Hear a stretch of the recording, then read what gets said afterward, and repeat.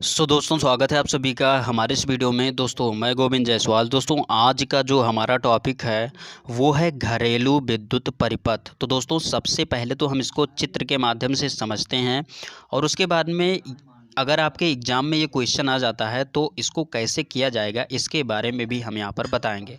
तो दोस्तों ये रहा हमारा एक घरेलू विद्युत परिपथ का चित्र।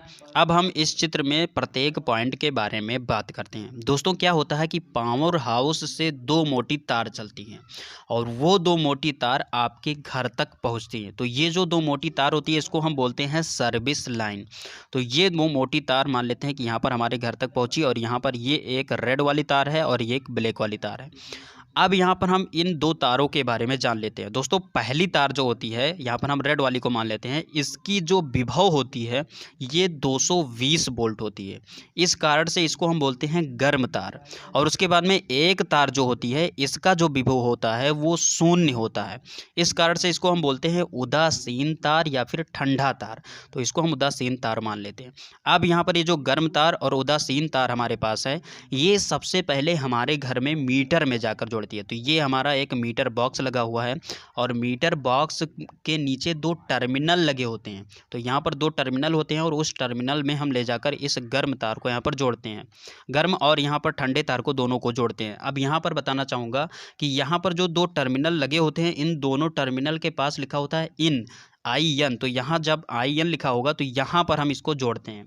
अब इसी मीटर के नीचे दो टर्मिनल और लगे होते हैं और वहाँ पर लिखा होता है आउट। तो वहाँ से क्या होता है कि दो तार बाहर की ओर निकाला जाता है। तो मान लेते हैं कि ये गर्म तार और यहाँ पर ये जो ठंडी तार है ये दोनों यहाँ से नीचे वाले टर्मिनल से अब निकल रही है। तो ये दोनों तार हमारी निकल चुकी। अब इन दोनों तारों को हम ले जाकर वितरण बॉक्स में जोड़ते हैं। अब हम वितरण बॉक्स के बारे में जानते हैं। दोस्तों वितरण बॉक्स में एक मेन स्विच होता है। अगर इस मेन स्विच को ऑफ कर दिया जाए तो आपके घर में जितने भी कमरे हैं, जितने भी उपकरण लगे हुए हैं वो सब बंद हो जाएंगे। यानी कि आपके घर के अंदर का जो विद्युत धारा जा रहा है वो अगर मेन स्विच को ऑफ कर दिया जाए तो बंद हो जाएगा। तो इसलिए ये यहाँ पर मेन स्विच यहाँ पर लगा जाता है। अब यहाँ पर इसी वितरण बॉक्स में एक मेन फ्यूज भी लगाया जाता है।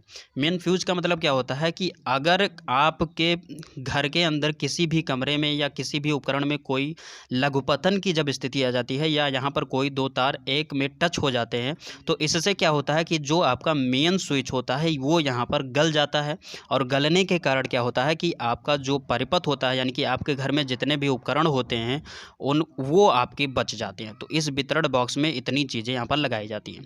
अब यहाँ पर क्या होता है कि यहाँ इस वितरण बॉक्स से दो तार निकलता है और दोनों तार अब आपके घर में जितने भी कमरे हैं उन कमरों से गुजरता है। तो मान लेते हैं कि ये हमारी सीधी चली जाती है।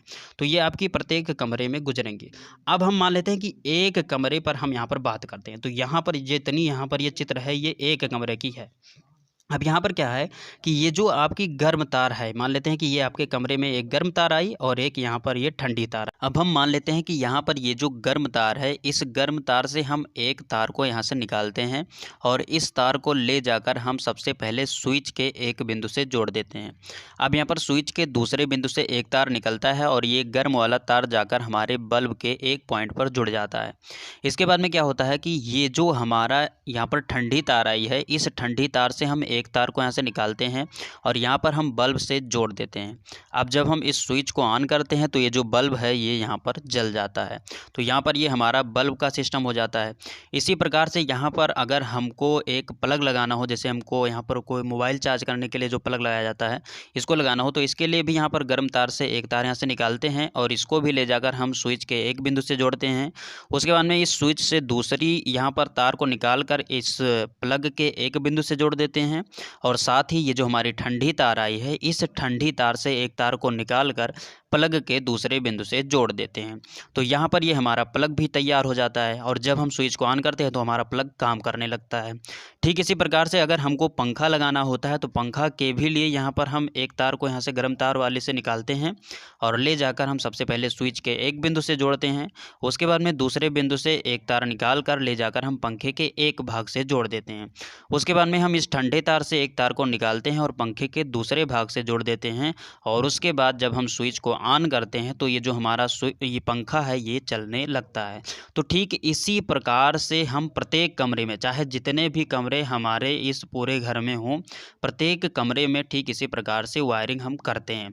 अब यहाँ पर क्या है कि जैसे यहाँ पर हमने 3 उपकरण लगाए, अब जैसे कि आपको 4 उपकरण, 5 उपकरण और भी बहुत ज़्यादा उपकरण अगर आपको अपने इस परिपथ में लगाना है अपने कमरे में, तो उसके लिए यहाँ पर आप एक गर्म तार में से एक तार को लीजिएगा और एक ठंडे तार में से एक तार को लीजिएगा और उसके बाद में आप उपकरणों की संख्या को यहाँ पर बढ़ा सकते हैं। तो इस प्रकार से ये जो आपका घरेलू विद्युत परिपथ है ये कार्य करता है। तो ये रहा आपका घरेलू विद्युत परिपथ। अब इसको कैसे लिखा जाएगा इसके बारे में अब हम बात करते हैं। यहाँ पर हम लिखेंगे कि घर में पावर हाउस से आने वाली 2 मोटे तारों को हम बोलते हैं सर्विस लाइन।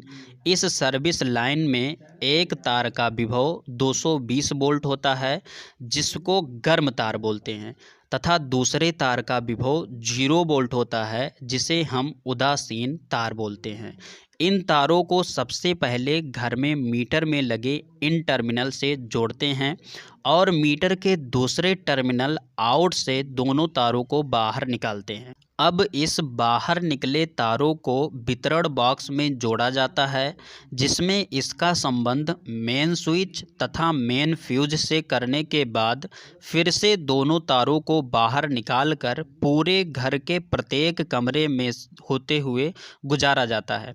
प्रत्येक कमरे में आवश्यकता अनुसार कई ब्रांच में तारों को समांतर क्रम में निकालकर बल्ब, हीटर, पंखा आदि उपकरणों को जोड़ा जाता है। तो ये आप घरेलू विद्युत परिपथ अगर आ जाता है आपके एग्जाम में कर तो इसको आप यहाँ पर लिखेंगे और उसके बाद में जो अभी हमने चित्र ड्रा किया यानी कि ये वाला जो हमारा चित्र है इसको आप यहाँ पर बना देंगे। अब दोस्तों इसके बाद में आप एक हेडिंग और डालेंगे और लिखेंगे घरेलू विद्युत परिपथ में विभिन्न घटक, और उसके बाद में पहला हेडिंग डालेंगे और लिखेंगे विद्युत फ्यूज। तो आप यहाँ पर विद्युत फ्यूज के बारे में लिख दीजिएगा। तो यहाँ पर हम लिखते हैं विद्युत फ्यूज सभी घरेलू परिपथों का एक महत्वपूर्ण अवयव होता है।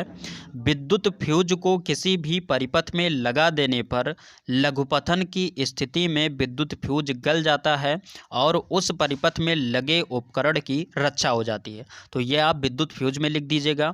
उसके बाद में यहाँ पर अब हम हेडिंग डालेंगे लघुपथन, और अब हम लघुपथन के बारे में लिखेंगे। तो दोस्तों इसमें हम लिखेंगे कि कभी कभी घर में गर्म तार तथा ठंडी तार एक दूसरे में टच हो जाती हैं जिसके कारण पूरे परिपथ में विद्युत धारा का मान बढ़ जाता है और यही घटना हमारी कहलाती है लघुपथन। तो आप यहाँ पर लघुपथन हेडिंग डालकर इसको लिख लीजिएगा।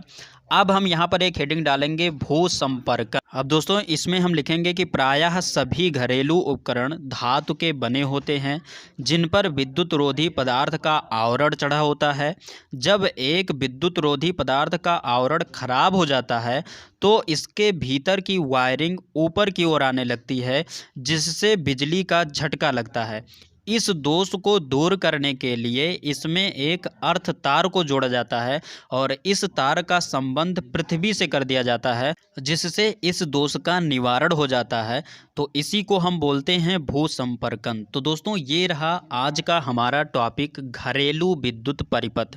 दोस्तों उम्मीद करता हूँ ये छोटी सी वीडियो आप सभी को अच्छी लगी होगी।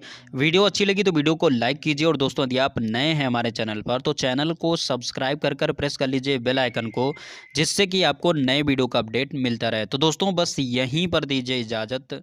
जय हिंद, वंदे मातरम।